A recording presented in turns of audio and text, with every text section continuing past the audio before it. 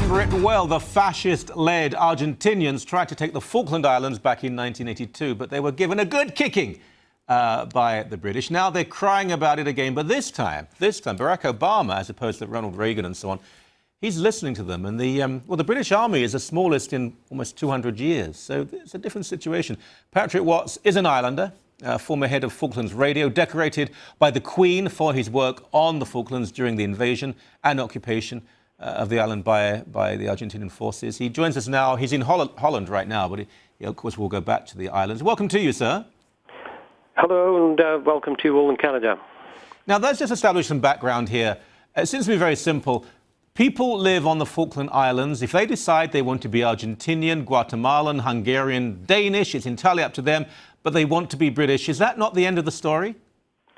Well, it should be. I mean, you would imagine that in this day and age that, every country would recognize another person's right to self-determination and to determine their own future. But unfortunately, the Argentines, they enjoy that. They enjoy the democracy that was given to them as a result of the invasion, occupation, and their subsequent expelling by the British forces in 1982, because it brought a democracy to Argentina. So they should be thankful for Margaret Thatcher for that.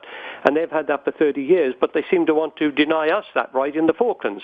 And we can all go back to our, great-grandparents and great-great-grandparents and beyond, who mostly all came from Britain and settled in the Falklands. Mm-hmm. How many people live there? So 3,000 civilians living there at the moment. Right. And it's gone up from 1,700, which was the total at the time of the invasion in 1982. OK, and of those 3,000, do they all want to remain part of Britain? Well, you can never say that everyone wants to, but I mean, I think I could be safe to say 98 to 99% of the people want to stay British, yes, because it's the only way of life they know. It's culturally, it's British. We speak English. We've got nothing similar to the Latin, countries that are close to us whatsoever. Right. We're all very, very British. It's a cup of tea and that sort of thing. It's sort of, we're more British than the British, so they tell us anyway. I think you almost certainly are more British than the British these days. But so you want to be, you're relatively close to Argentina, the Latin American continent, a long way from the UK, but you are British, as I mentioned earlier. It should be the end of the story. Now, there was a time when the American government, and the United States is very significant in any sort of international conflict, was certainly very supportive. Not initially. I think when the war was rumoured back in '82, there were some people in the State Department who wondered, but supported the British. That's changed. Barack Obama is a man who sees archaic colonial struggle in everything, if we're honest about it. I'm convinced if he could, he would like to see Argentina take the Falklands back.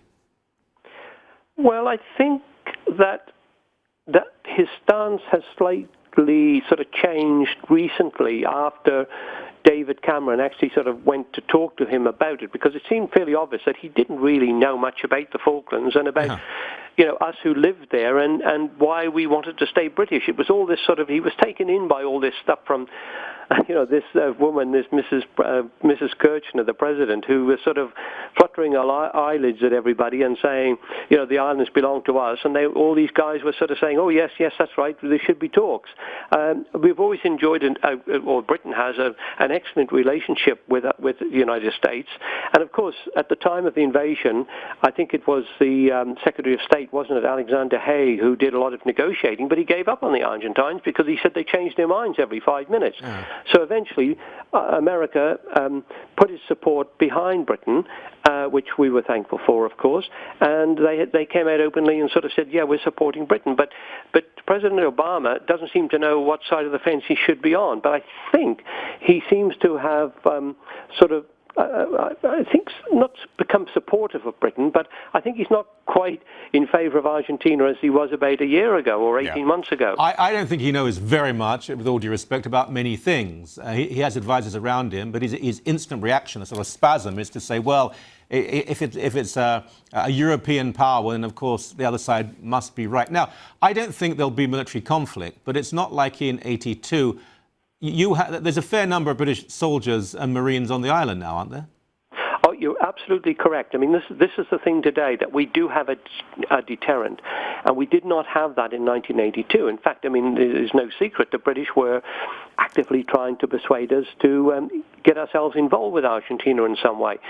Margaret Thatcher had sent a minister down 2 years previously and said to us, you know, the future is to accept the Argentine claim, and then we'll get them to lease the islands back to Britain to administer for whatever, 5 years, 10 years, 15, 50. Nobody ever told us, a bit like the Hong Kong situation. Yeah. So they were actively trying to get rid of us, and they announced plans to withdraw the only one ship that was in the area. And now, how many on the island now? How many military on the island now? Well, they never tell us, but there's probably about 1,500 to 2,000 troops. There's fighter aircraft.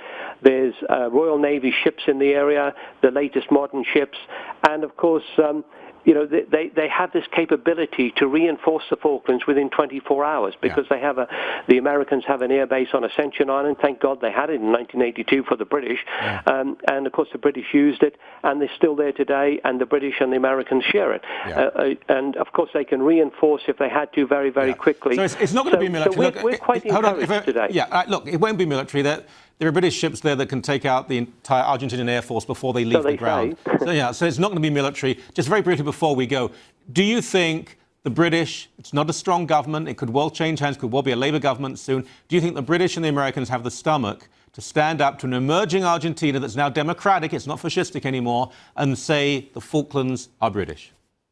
Well, we're very thankful that all the British governments since 1982 have supported us all the way through, and they all recognise that we do have our right to self-determination. All right. You know, David Cameron came out very strongly recently, politically and militarily, in our favour, and that's so important. All right. I have to interrupt you. You've got more faith in David Cameron than I have, because, what is it, a Friday today? Let's see what he thinks on a Monday. However, I think what you do is extraordinary, and it doesn't matter what country you're from. You want to be what you want to be, and that is British, and you have a right to be that, irrespective of what anyone else says. Thank you for your time. Good luck to you, sir. Thank you.